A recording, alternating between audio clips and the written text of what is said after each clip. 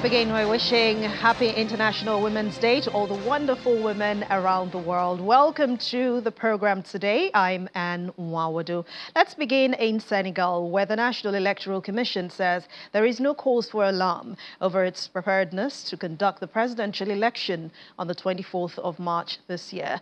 The Commission is assuring Senegalese that they have nothing to worry about. Officials are saying they are not under any pressure, even as electoral materials have already been sent to the regional offices and their team mobilized before elections were postponed early last month.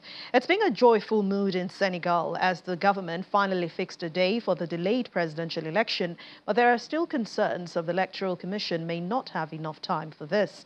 The move to hold elections before the 2nd of April, when the mandate of President Macky Sall comes to an end, ends the crisis that has divided the country and led to protests for weeks now. Meanwhile, in Ghana, the main opposition party, National Democratic Congress, the NDC, has selected a former education minister as a running mate for its presidential candidate, John Mahama, in December polls. 72-year-old Professor Jane Nana Opoku-Ayengang also was Ghana's education minister between the years 2013 and 2017. She is also the first female vice-chancellor of the public university in the West African country. The NDC said in a statement that the professor is a trailblazer for women in leadership across Ghana, and her nomination underscores the NDC's unwavering commitment for inclusivity, diversity, and the empowerment of women in leadership roles and the party. Professor Opoku-Ayengang previously partnered with Mr. Mahama, was a former president in 2020 presidential polls, but the pair failed to stop current President Nana Akufo-Addo's bid for a second term. Her selection in 2020 made history, as it was the first time a major political party in Ghana chose a female vice presidential candidate. If elected, she will make history as Ghana's first female vice president.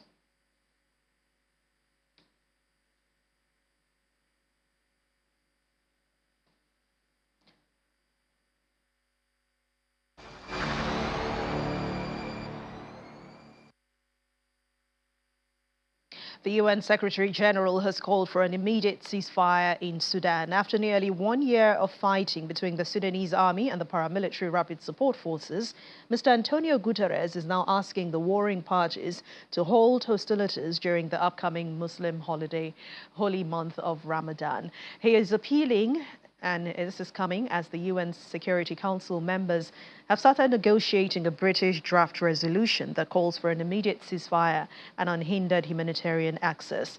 The UN Secretary-General adds that a cessation of hostility must lead to a definitive silencing of the guns and set out a firm path towards lasting peace. It has taken a devastating toll on the people of Sudan, imperiling the unity of the country. There is now a serious risk that the conflict could ignite regional instability of dramatic proportions from the Sahel to the Horn of Africa and the Red Sea. We are deeply alarmed by calls for arming civilians and popular mobilization activities in various states.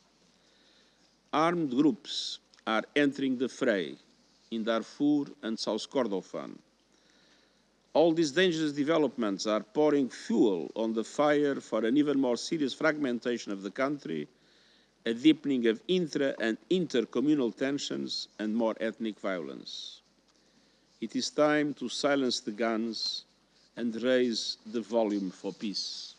The humanitarian crisis in Sudan is reaching colossal proportions. Fully half the population, some 25 million people, need life-saving assistance.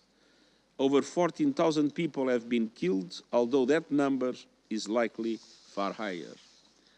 Sudan is now home to the world's largest international displacement crisis, with 6.3 million people seeking safety within the country since the beginning of the conflict, and another 1.7 million people have fled to neighboring countries.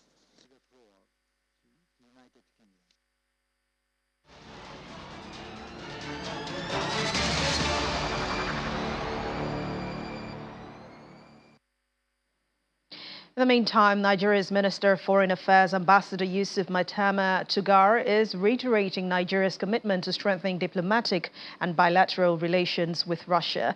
The minister made this known during his working visit to Russia, where he met with the Russian Minister of Foreign Affairs, Sergei Lavrov. During that meeting, Ambassador Tugar stressed the importance that Nigeria attaches to its relations with Russia, reaffirming that Russia remains an important ally and strategic partner for Nigeria, especially in the fight against terrorism. He also disclosed that Nigeria is exploring the possibility of joining BRICS and seeking to become a permanent member of the United Nations Security Council as part of efforts to ensure that Nigeria and Africa are represented at the highest levels of global decision-making. Women around the world are celebrating International Women's Day, held annually on 8th of March. It's a day set aside to bring to the fore issues and challenges surrounding the female gender. The day acknowledges the social, economic, cultural, and political achievements of women and also marks a call to action for accelerating gender parity. Not only does it celebrate the achievements and progress women have made, it is also highlighting the ongoing struggles for equality and the need for continued advocacy and action worldwide. The United Nations has designated the year 2024's theme as Invest in Women, Accelerate Progress, with a focus on addressing economic disempowerment, while the campaign theme for this year is hashtag Inspire Inclusion. Meanwhile, International Women's Day is usually an opportunity to focus on women's issues and celebrating women around the world. According to the UN's children's agency, UNICEF, the number of women and girls undergoing female genital mutilation has risen by 15% in the past 8 years. There are now 230 million women and girls around the world who have been subjected to genital cutting, says the UNICEF, which is 30 million more than the previous data. And most of these are in Africa, with more than 144 million cases, followed by Asia, which has 80 million, and the Middle East with 6 million. For members of the Women Advocates Research and Documentation Center, a non-profit civil rights organization in Nigeria, it's an opportunity for advocacy, and the focus for this year is on safe abortions. Our correspondent, Amarachi Ubani, reports. The color of the day is pink. Pink with a message. Join the pink movement. Safe abortion for incest and rape.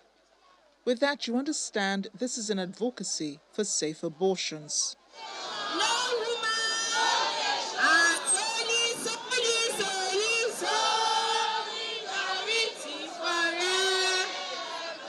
From the Ward C office near Ikeja Underbridge in Lagos, the movement grows. The women sing solidarity songs and chant slogans until they reach their destination, the Lagos Airport Hotel.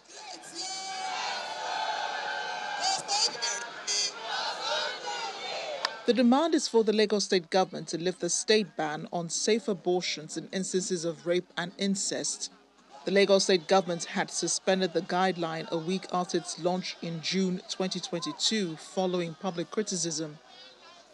Founding director of Ward C, Abiola Akiode Afolabi, emphasized the need to restore the guideline, as 24% of maternal mortality is as a result of women having unsafe abortions. She accused the government of playing politics with the lives of women. In 2011, the Lagos State government signed the criminal law of Lagos State and expanded right to abortion to in cases of physical and mental health. Our point is that taking steps to have guidelines for doctors to be able to make decisions in situation of rape and incest, in situation of diseases like cancer and kidney, it's not too much for women in Lagos to ask for. So we're asking the governor of Lagos State to do the needful to prevent women from dying. We cannot continue to play politics with the lives of women. What the government is doing is to play politics with the life of women. He has won the election, so let him do the needful. Representatives from other advocacy groups lend their voices to calls for restoration of the guideline, especially from the legal angle, where a woman is expected to keep a pregnancy from a rape or incest.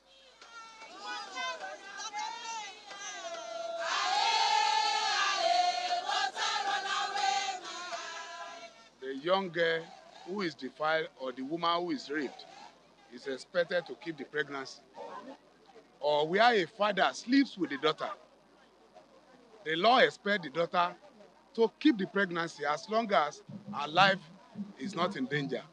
And we are saying no. Now it can't continue. The safe abortion guidelines does not mean that we want to start killing our babies. We want to save women from both psychologically and physical torments when there is need for abortion. Like somebody that is being gang raped, definitely the mental stability of that person is being affected. The concern here is that women risk their lives trying to abort babies conceived in criminal situations. If the state government does not restore the guideline, they fear there will be more deaths of both women and babies. Amarachi Ubani, Channels Television News. Joining us now is women's rights advocate Lola Alonge, who is the founder of Child Health Advocacy Initiative. Thank you very much for joining us on the program, and happy International Women's Day to you. Thank you for having me. Happy International Women's Day. All right, we celebrate Women's Day every year, discussing issues surrounding the total well-being of women in all spheres of life. What is the significance of doing this? Yeah, I think we should all be happy there's a day set aside for women, because women play a significant role in the society, starting from being a mother, starting from being the person that nurtures children, starting from being 50% of the population of a country, for example. So, and looking at the role we play, obviously, we need a day set aside to look at how are we faring. For example, we've been talking about women empowerment, the health of women, the development of women and all that. But how far have we gone with this? When we look at issues like maternity leave, for example, especially when women are pregnant and they're going to have a baby and all that, we're still on this campaign of, oh, we need extended maternity leave for mothers so that they can practice exclusive breastfeeding. We're talking about the rights of the girl child to education, for example. Looking at Nigeria, for example, we know the issue of child marriage is still rampant. And well, in the northern states, for example, the girls are not supposed to be in school to some extent. There are laws in place. Are they being implemented? Are girls in school? For example, after the COVID, we realized there was a very high number of cases of child marriage, and this is actually affecting women. So there are many issues, starting from empowerment to health to education, affecting women and the girl child. So it is actually the best to set aside a day like this to take stock and see how far we've gone. I mean, we know there are many issues facing women globally, especially in our African society, but let's highlight some of these issues and the solutions and strategies in tackling these challenges. What do you feel? Okay, maybe we should start with education. I'm happy when we talk about STEM, that's science, technology, engineering, and maths, more girls are actually going into that. When we talk about health, yes, a little bit of things are happening, even from the video clip that we just watched now. There's still the clamor for the right to abortion. Issues like female genital mutilation. There's a law in place, the Violence Against People's Prohibition Act and law, which is being implemented in many states. But we can see that many states are still not implementing it. Issues of empowerment. We still know the girl child is not allowed to be in school in some states of the Federation. So looking at all these issues, we need to really go back to the drawing board and how do we move forward? How do we really overcome it? How do we achieve SDG 5, that's gender equity, by the year 2030, by the Sustainable Development Goals? So it starts with who is going to speak for the women. So we have what we call the he for she. Women are trying, women are talking, but we can't do it alone. We need the men. We need the men to come on board to make sure women are given opportunities, starting from the family. The husband actually giving the same opportunity to the girl child, the father rather, giving the same opportunity to the girl child and the male child, opportunity to be educated. The father, the husband, supporting the mother at home, especially maybe, for example, we're talking about breastfeeding now, and a woman has to stay home and breastfeed her baby for 6 months, do the housework, take care of other children in the home. Is the man who we are looking up to as and expecting to be the he for she there to actually support the woman with probably making sure she has enough food to eat, making sure he can help with the housework, and then looking at the workplace as well, are the men there to give opportunities to women to take leadership roles at places of work. Then also in the society, for example, in politics, for example, women need a lot of encouragement. When a woman comes out and says, oh, I want to buy and then maybe like go for this post and all that, some, especially in the society, they look down on the woman, oh, yeah, you're not a serious person and things like that. So we have a lot to do. The society needs to support us, and especially governments to some extent. They need to also support women, issues like empowerment. All right. Thank you very much, women's rights advocate Lola Longe. She's the founder of Child Health Advocacy Initiative. Thanks a lot for your time on Network Africa. And once again, happy International Women's Day. Thank you. Same to you. Yeah. Women-led business owners within the nano, micro, small and medium enterprise ecosystem have come together to facilitate discussions on the adoption of innovative strategies and tech solutions aimed at repositioning small businesses for prosperity amidst the current economic challenges.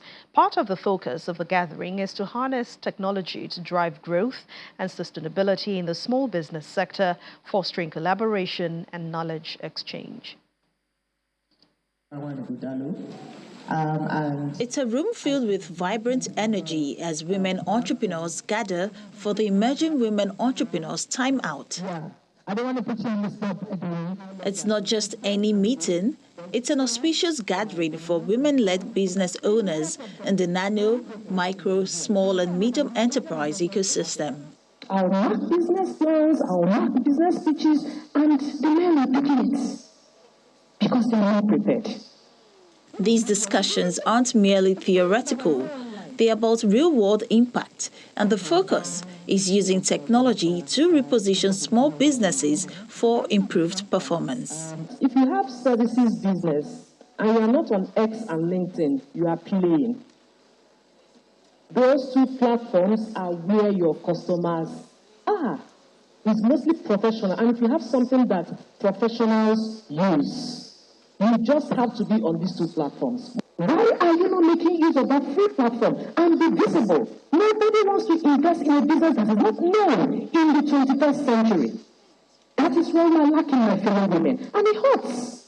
These seasoned entrepreneurs share practical strategies for boosting sales and improving bottom lines. There are some people that actually are ashamed to promote their businesses, but for a startup, especially with the kind of business that you're into, you need to be a part of your community. Start within your environment first, and then gradually build up. You must invest in your people. You must identify the right people in terms of recruitment first. Who are the people you are hiring? None of that stuff where somebody sends somebody to you and says, this is the person you should take, or because I have no choice because this is my husband's brother's uncle's cousin. No. As these women of like minds come together, it's not all business. It's also a chance to plead for support. So what we're looking for, sir, we're asking, how can the government support us? Support us to help us with the regulation of all these agencies, to help us out. Can we have a better process in such a way that when we go to these agencies to get ourselves certified, we're not saying we know it all. We're saying that how do you help us out to make this process smoother? Access to funding is a major challenge entrepreneurs face on their journey to success, especially in these uncertain times. But the government says it is taking matters relating to women seriously.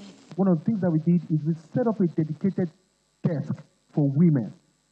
So it means that all women issues, but we're not sleeping about it, we'll take it head on and treat it in the 48 hours. We have funding for women. You can get from 250,000 to 2.5 million. And you can use this money for working capital, to get workspaces, and for work equipment. This money will start to be disbursed in the first, that's Q2 for next month. So what we're doing right now is we're collecting all the applications. The other one is special funds for women and youth, that is 15%. For the SSA to the President on Entrepreneurship in Innovation and Digital Economy, bringing these women together is an opportunity for them to share expertise and support each other.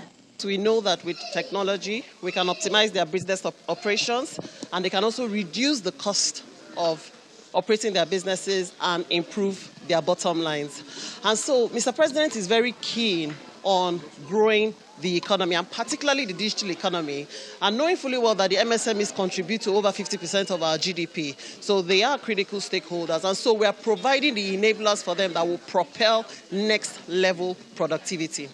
In a world where the only constant is change, these women entrepreneurs driving innovation and empowerment are poised to embark on a new chapter of growth and success.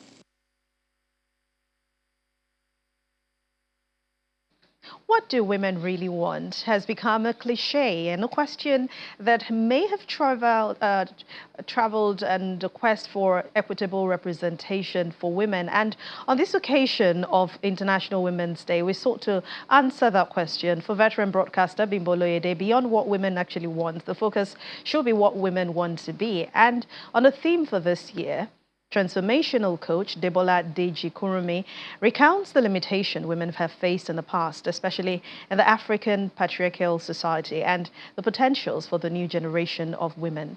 They were speaking on our breakfast program today, The Morning Brief. International Women's Day could really, give us a chance to pay homage to the heroines of history. There are opportunities that abound, but they are grabbed by men because at certain points in the life of a woman, she's actually not physically, if not mentally, physically, she's not available to do the job that she's expected to do. So it is possible that at those times, maybe decisions are being made. So she's not there to defend herself, even if her job speaks for her. There are times when you've also got to show up. I think she wants to be recognized as somebody who can be strong when she needs to be, can be soft when she needs to be, can be foolish when she wants to be, can be wise when she's called to be. I think a woman wants to be recognized as a mother at times, because you can't be a mother all the time. A wife at times, because you cannot be a wife all the time.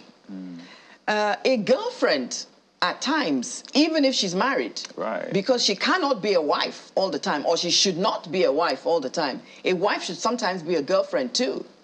We're also excited about the really younger women who are in the Gen Z zone, who are just boundless because we treat them as natives of possibilities. Mm-hmm. What that means is they have been born into a world order where anything is possible and your talent is bankable. Those things are powerful. And they've taken away some of the barriers that stood in the way of women to access opportunities, access markets, access financial, resources.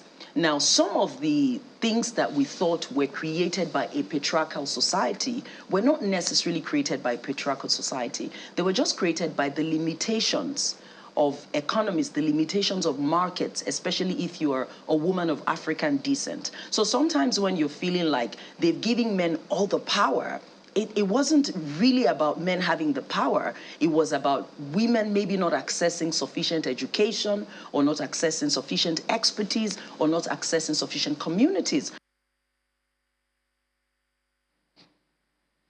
And that's where we draw the curtains on today's edition of Network Africa. Thank you so much for watching. I'm Anne Mwawadu. And once again, to all the wonderful women, happy International Women's Day.